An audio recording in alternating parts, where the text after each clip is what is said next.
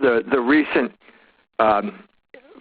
flood of emails from Huma Abedin's computer, or her estranged husband's computer, has substantiated all of the suspicions we had about the corruption of the Clinton Foundation. Now we know that they were taking money from the Gulf, the Persian Gulf sheiks, for the foundation. They got $1 million from Qatar.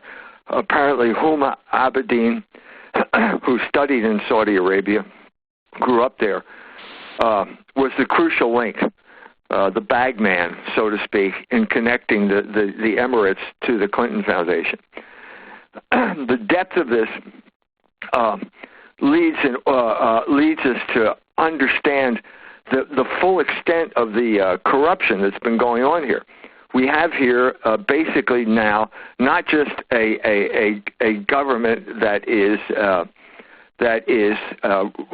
basically running its own foreign policy on its own. We have a government that is now bidding out, offering for sale the foreign policy of the United States to the highest bidder.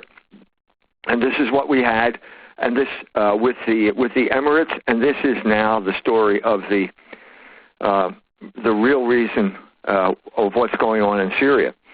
The part that's still untold here, still hasn't come out in the emails, is the role that Hillary Clinton played when she was Secretary of State in toppling Gaddafi in Libya.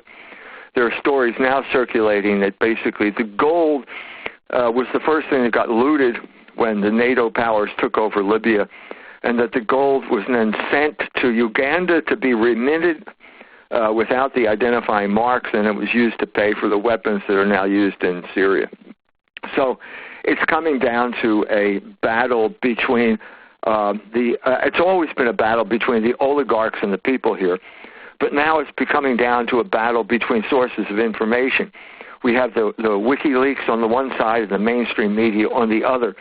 And the question is, will the mainstream media prevail in this election? Will they prevail as basically the propaganda ministry for the oligarchs, or will the people be able to reassert themselves, reassert their power, and will there be a course correction in the United States as a result of this election?